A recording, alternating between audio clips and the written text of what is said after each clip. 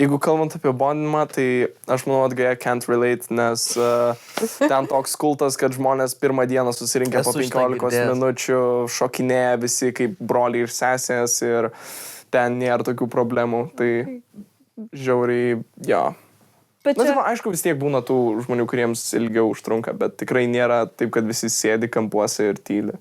Bet man to atgaja ir buvo įdomus dalykas. Aš, aišku, nesu atgajoj buvęs, bet kiekvienas žmogus, aš turėjau klasiokų, kurie atgajoj buvo ir jie kalba apie atgają kaip apie, ką aš žinau, realiai kultą, kur tu atvarai, tau pravalo smegenis, kad Dievas yra vienas.